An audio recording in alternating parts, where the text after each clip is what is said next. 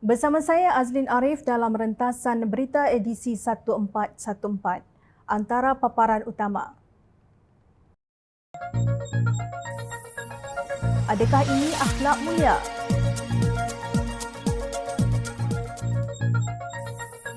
Elak mulut rimau masuk mulut buaya. Diam lebih baik, nampak lebih cerdik.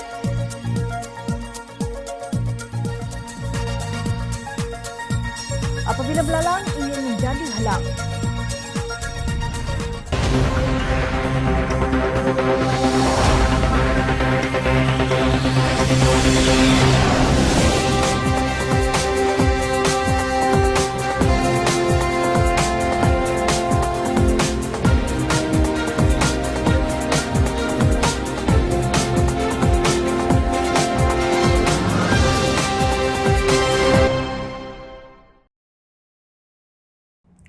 Assalamualaikum dan salam sejahtera. Penasihat Umum Amanah Datuk Seri Ahmad Awang berkata, dunia mahu keamanan. Manusia perlu memerangi hawa nafsu akibat kekosongan jiwa. Justru pemimpin Islam dan para pengikutnya perlu menunjukkan akhlak yang baik dalam gerakan siasat syariah atau politik. Tegasnya, objektif amanah ialah untuk mendapat redha Allah dan mendapat ganjaran syurga di akhirat kelak. Dalam amal hari-hari kita tidak jadi soleh walau kita buat amalan.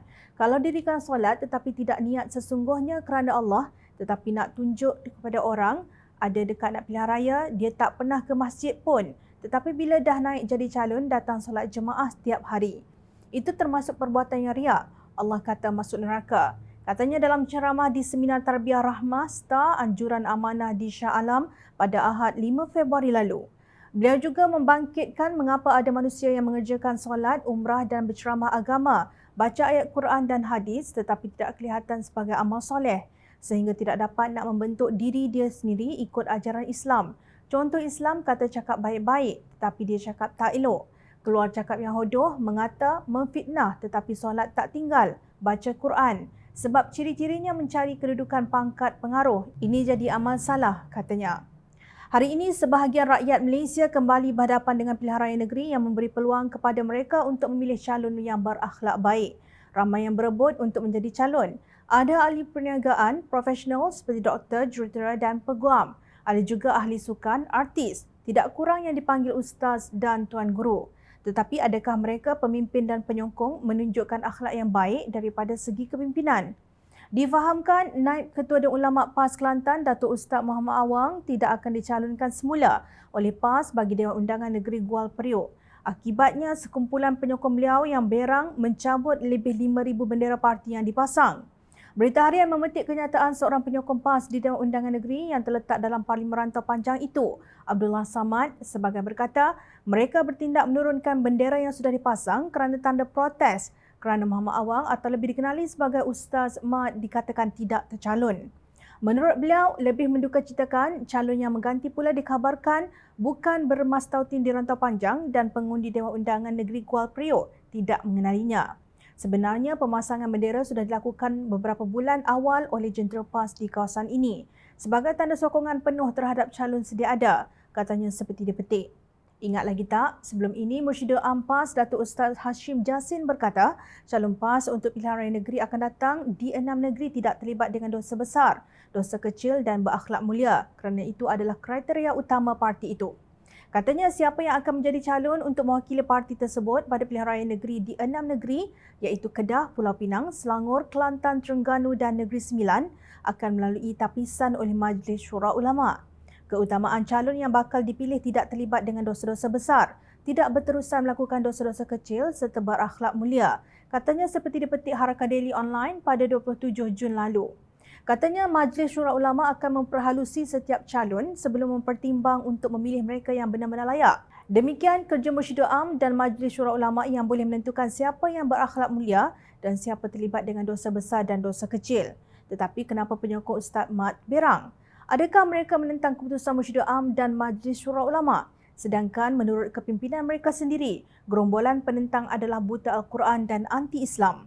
Kejadian lebih ekstrim berlaku di Hulu Selangor apabila ahli bersatu dikatakan membakar bendera Perikatan Nasional kerana tidak puas hati terhadap calon yang didakwa mereka sebagai kartel Datuk Seri Muhammad Azmin Ali, pengerusi Perikatan Nasional Selangor.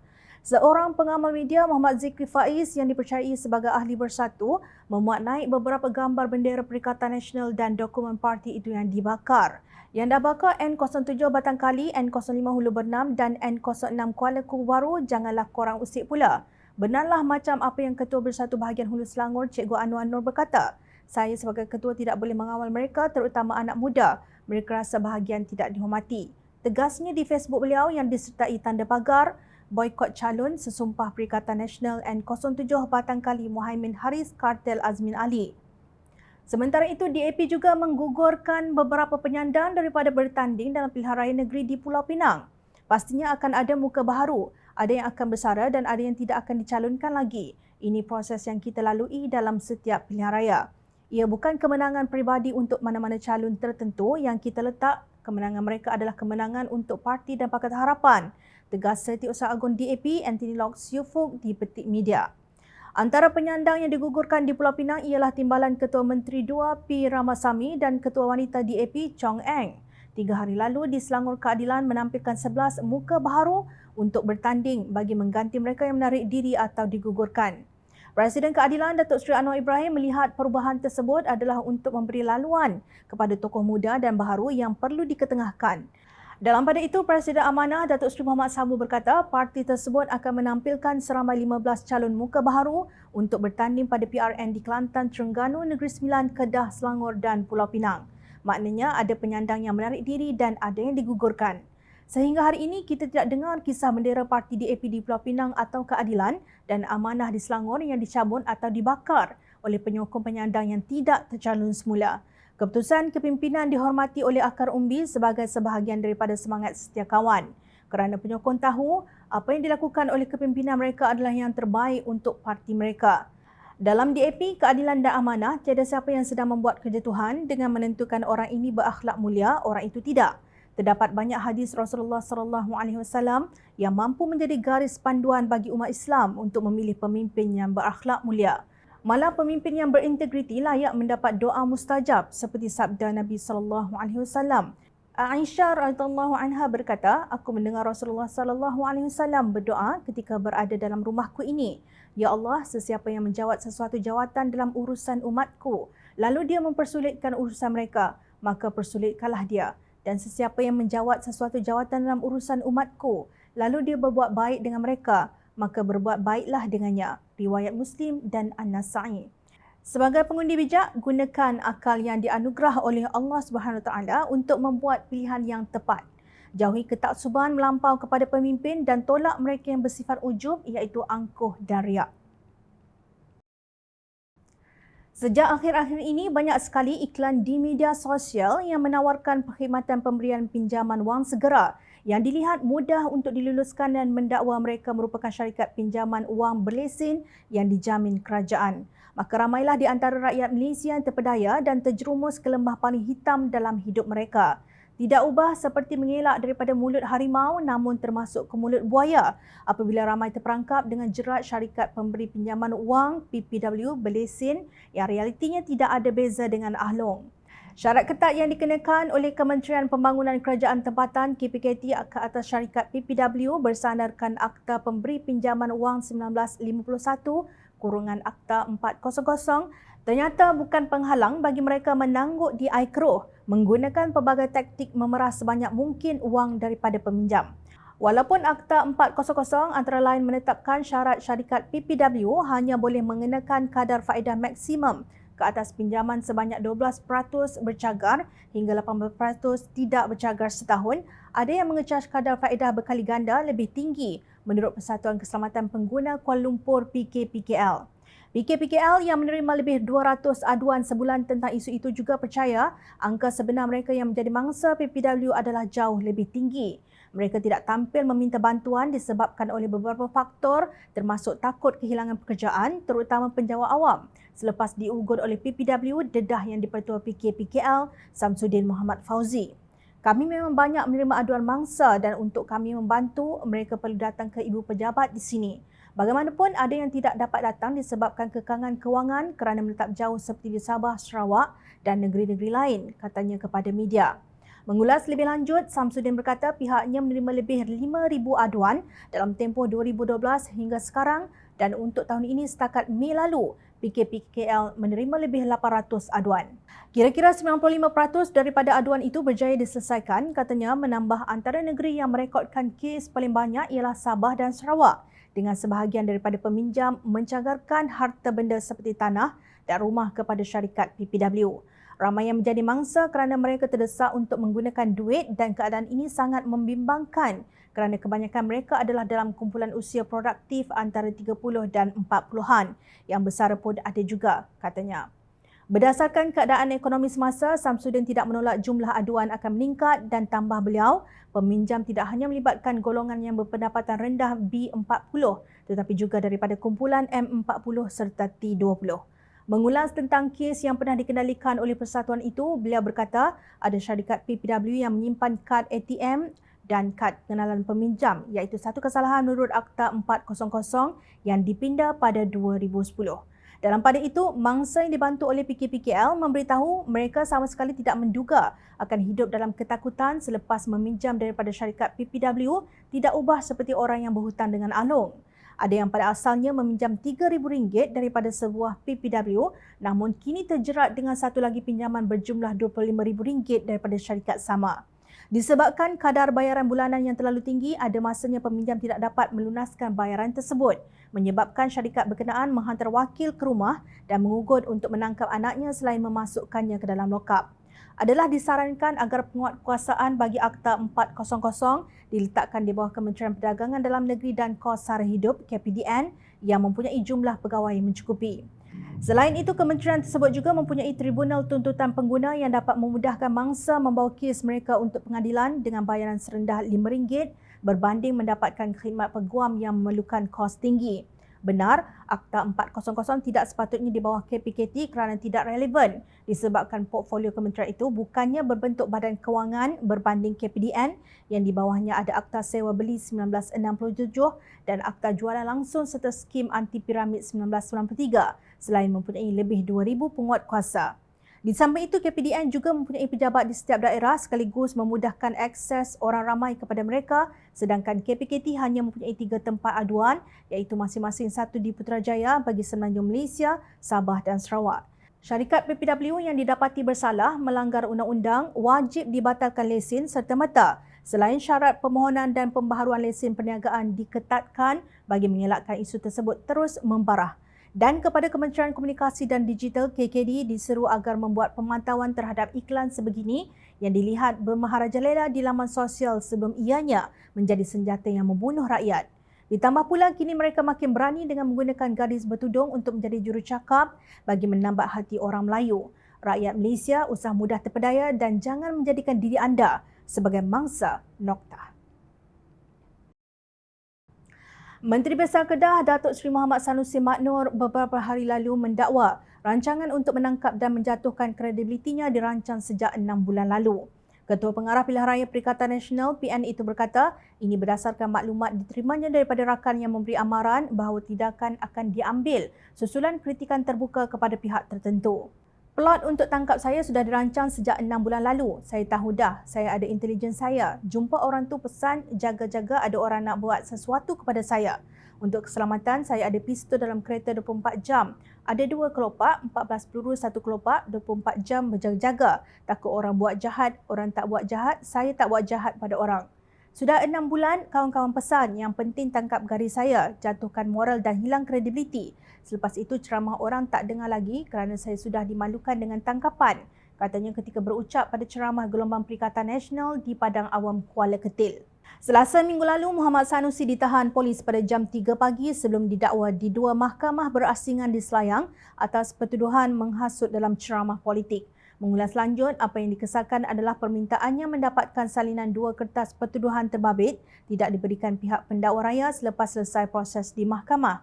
Saya hormat rakan dalam Polis Diraja Malaysia PDRM.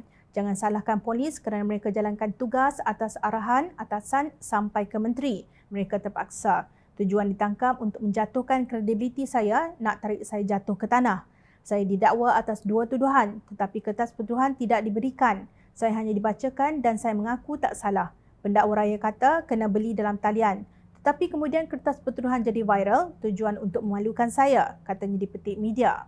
Sebagai respon, Timbalan Ketua Polis Negara Ayub Khan Maidin PC memberi amaran kepada mana-mana pihak yang cuba mereka-reka cerita selepas tindakan tegas diambil terhadap mereka kerana menghina institusi diraja.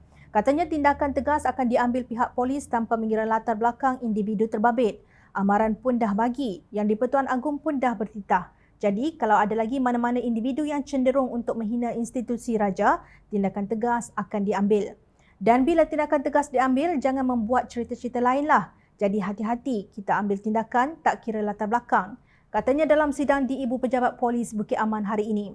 Ayub berkata demikian ketika ditanya mengenai dakwaan Menteri Besar Sementara Kedah Muhammad Sanusi Mat Noor bahawa pihak polis merancang penahanannya sejak 6 bulan lalu.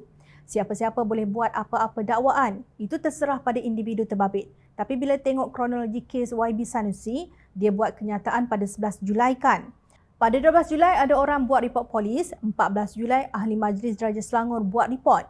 Dari susunan kronologi itulah kita membuat tangkapan pada 18 Julai dan dia dituduh di mahkamah, kata Ayub.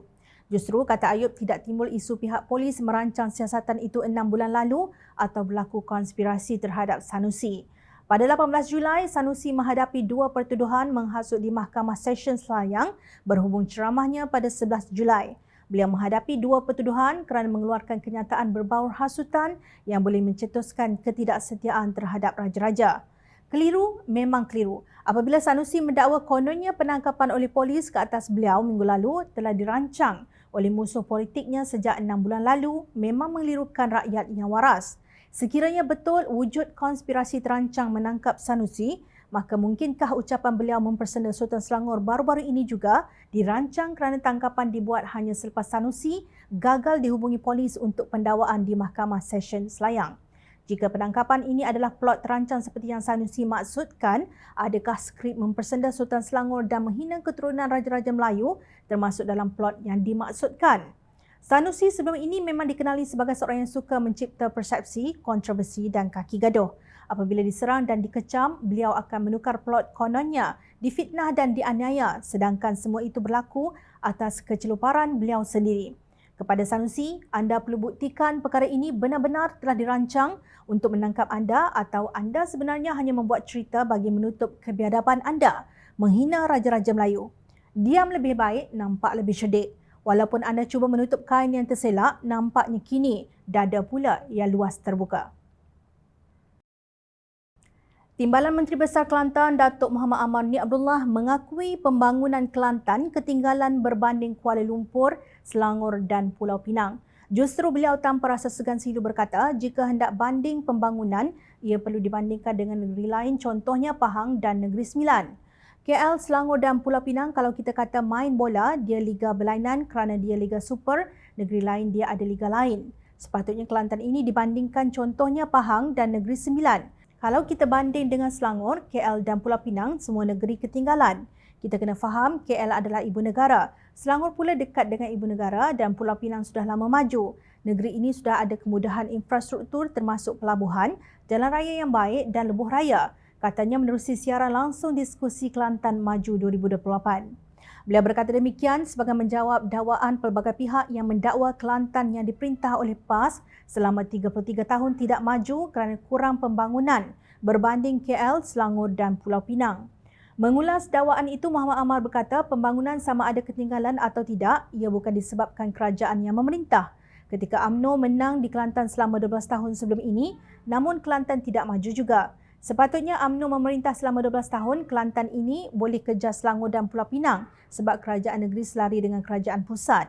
Kita tengok Gua Musang masa UMNO memerintah 12 tahun setara mana maju. Namun hari ini daerah itu sudah ada kedai dan sebagainya kerana kita memerintah ini ada perancangan dan usaha.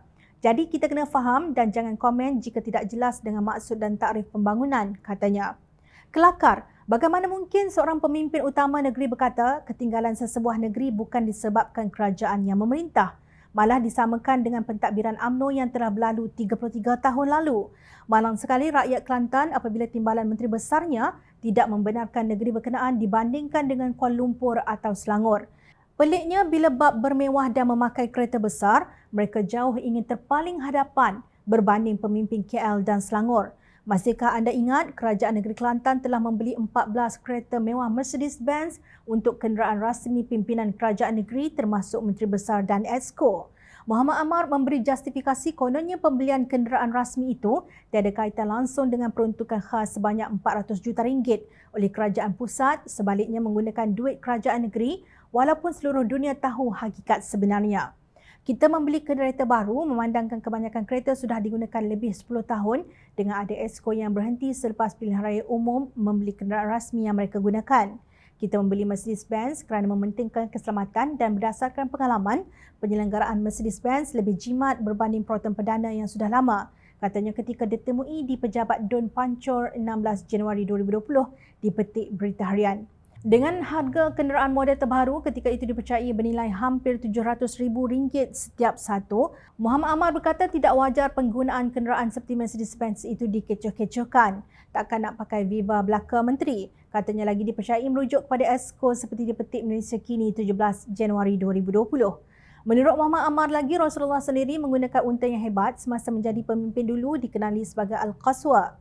Maka keluarlah dalil yang menyokong kehendak hawa nafsu mereka walaupun rakyat masih minum air berkarat. Kata Adun Pancor itu, unta terbabit dianggap haiwan seumpamanya yang paling hebat, paling mahal dan paling laju pada zaman tersebut. Jika sekarang ini, katanya unta tersebut boleh dianggap sebagai kenderaan yang mahal.